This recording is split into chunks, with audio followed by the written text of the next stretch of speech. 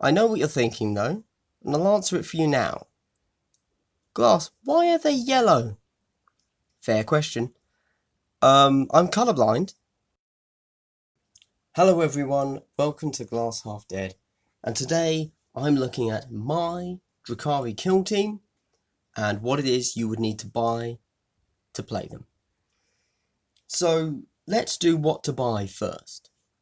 The Drukhari are a nice simple army. You only need 2 boxes. You need witches and you need Cabalite warriors, and that's it.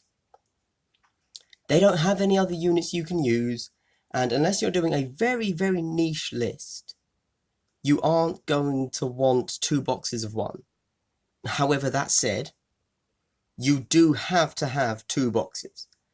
If you buy only witches, or the Slicing Noose box set, which gives you the witches and the Deathworld terrain, and all of their tactics, then the maximum amount of points you can build with them is 90, which isn't great. And it's even less with the warriors. So you have to buy 2 kill teams. There's no question on that. Or, sorry, 2 boxes. There's no question on that. But, at the same time, gameplay-wise, they complement each other really, really well.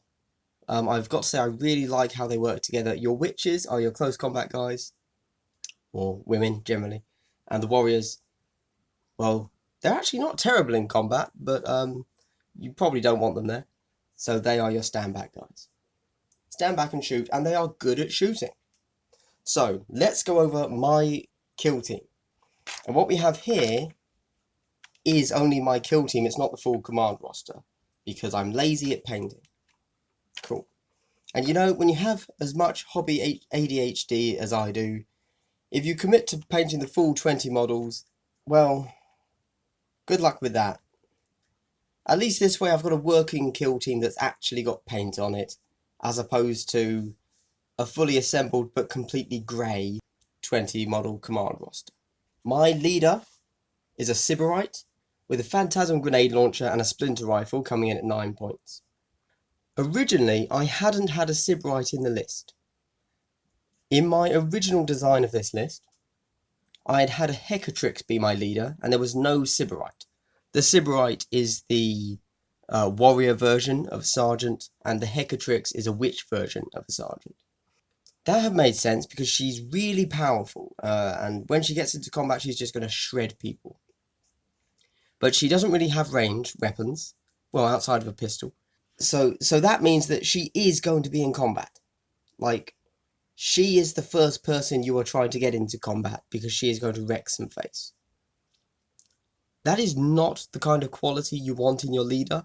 So, as soon as I realised that, I swapped the Hecatrix, this girl over here. Now, my Hecatrix is combat, has a splinter pistol, Hecatari blade, and plasma grenades. They all have plasma grenades.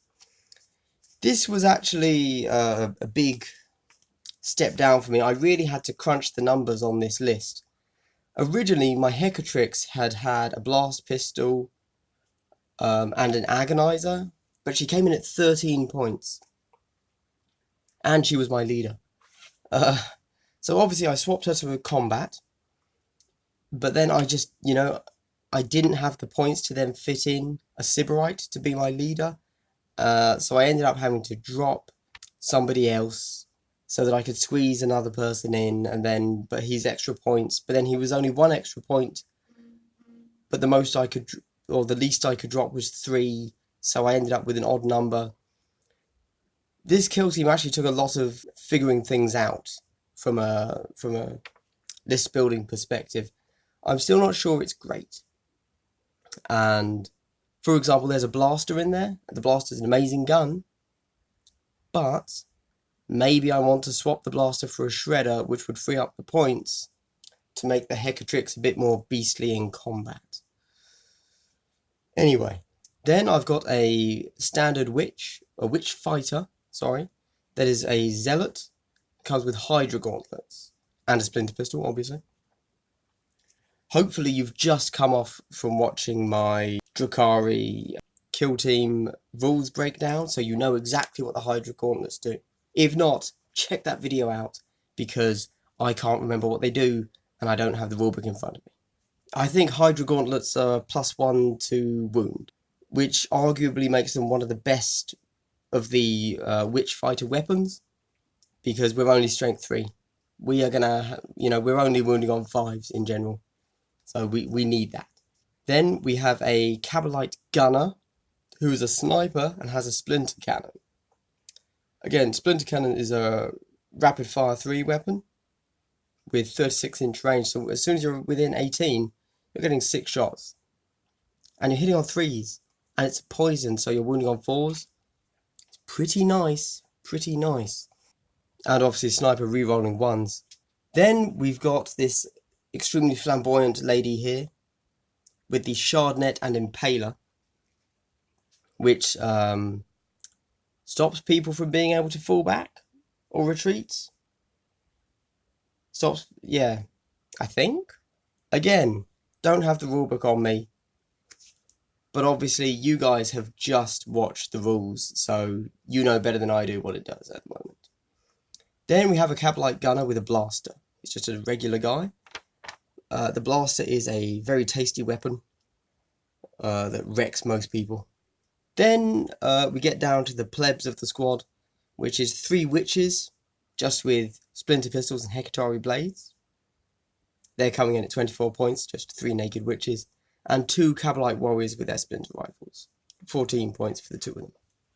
And yeah, guys, that is my kill team. Very sadly, I have yet to actually get to play them, which means I can't say too much else about them in this initial video. I may swap things up. I might go even more witch heavy, or I might say, you know what, the witches aren't doing it for me, and go more shooty heavy. Although I don't think I'll go more shooty heavy. I think I have a nice little balance here. I've got a force that can stay back and shoot, stick to cover, can do some decent damage at range. And then I have the guys that are going to get up close, and okay, as they are charging in, they've only got 6-ups. 6-up saves. They're not tough at all. And, toughness 3. Getting into combat sounds painful. However, once they're in combat, they've got their 4-up invulnerable. I think they're going to do a pretty good job. I'm excited to see what they do, to say the least. Hopefully, I'm going to get in a game tomorrow. Maybe be able to get back to you with how they've done. Certainly, I will try and get a breakdown of their team at some point. And that's it, guys. Oh, the rest of my command roster is pretty much what you'd expect. I'll give you a quick rundown. So there are 2 leaders. They're both the Sybarites. Again, I had originally started with having a Sybarite and a Hecatrix being the leader that I could pick from. But then I remembered, if I have a Hecatrix, they are charging straight at the enemy. And there's no other use for them. That is what the Hecatrix does. So I do not want my Hecatrix to be the leader. So a Sybarite with a Phantasm Grenade Launcher and a Splinter Rifle. That's my cheap leader option. Only 9 points. And the Phantasm Grenade Launcher is there mainly to mess around with weird leadership shenanigans, because it sounds fun. The other leader gets a Blast Pistol, a Phantasm Grenade Launcher. I don't really ever want him to be close enough to use the Blast Pistol, but maybe he will be one day. Now that I think about it, I might remove him from the list, but I'm not sure what I'd add. Maybe another specialist, just in case. Anyway, then we get the Hecatrix, which is Combat, Splinter Pistol, Hecatari Blade, Plasma Grenade. 9 points. Once she gets into combat, she's an absolute beast. That's all I can say at the moment. Then we have the upgrade to her, which is, again, Hecatrix, again, combat. This time has a Blast Pistol and an Agonizer. It's like, oh, now that's 13 points. But once she closes, you're gonna die. She's got the Blast Pistol, so if you've got armor, she doesn't care. She's got the Agonizer, so whatever that does. AP -2, I want to say. And with 3 attacks, plus combat for a 4th attack, and 4-up invulnerable save, obviously, she is going to hurt. She should be the MVP in every game. Or, more likely, she will be the thing that my opponent kills first so that the rest of my team can get into close combat, but she never actually does anything. That's how I think she will actually get played, realistically. Then we've got 2 Alight Gunners, both snipers, one with a dark cannon, one with a dark lance. I think that's obvious. There's no need to explain that. Then another 2 Alight Gunners, one with a shredder, one with a blaster. They're just regular guys. Then a witch fighter, with Hydra gauntlets and splinter pistol, no specialism. Then a witch fighter zealot with Hydra gauntlets, splinter pistol. Then a witch fighter shardnet and impaler, splinter pistol. 4 witches, just naked. 4 Alight warriors, naked. And finally 1 Alight warrior, splinter rifle, that is comms. Obviously, the tactic there is the comms guy would stick with the sniper, the Alight warrior gunner, whether that be the splinter cannon or the dark lance. Make sure that he's hitting every single turn, because there'll be a sniper, plus they get +1 for the comms. And yeah, the witches charge in and just tie up the opponent as much as they possibly can. And then the warriors are my objective getters, actually. I'll send them off in little squads of 2. Run them to the objectives. There you go. Pretty simple, straightforward, basic kill team. I know what you're thinking, though, and I'll answer it for you now. Glass, why are they yellow? Fair question. I'm colourblind, and yellow is one of the few colours that really stands out to my eyes. So these guys are super vibrant to me, and they just jump out at me.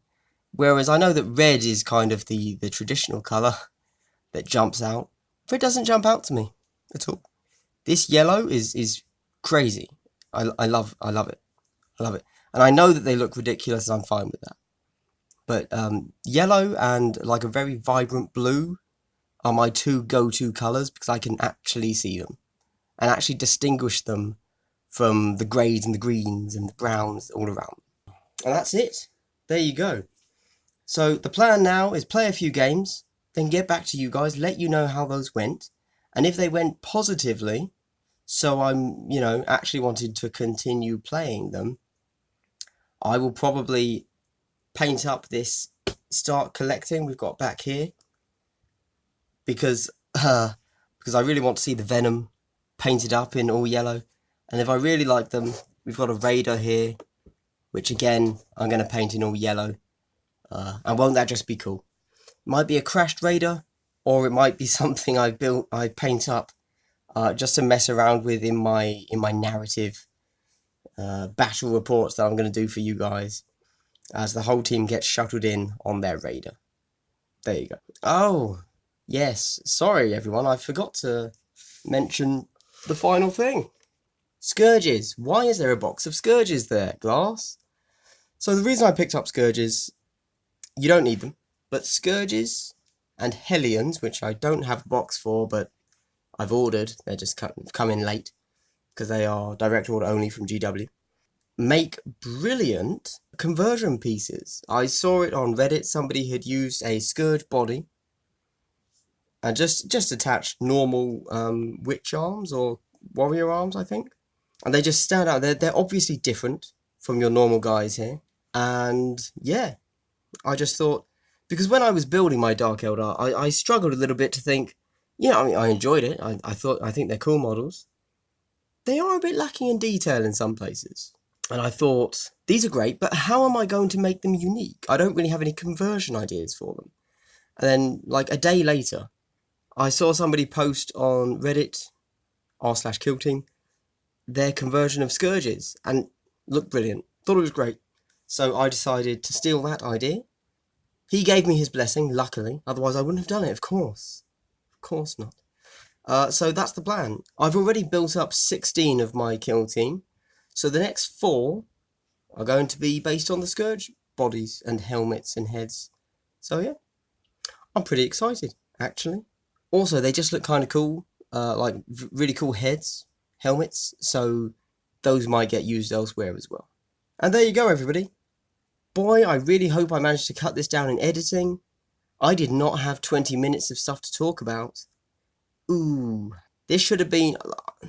I should have been struggling to get 10 minutes. Sorry, I guess? Anyway, I look forward to getting back to you guys as quickly as I can about how they've performed in their match, and hopefully I'll be able to do that in an actual battle report format instead of a hobby time rant.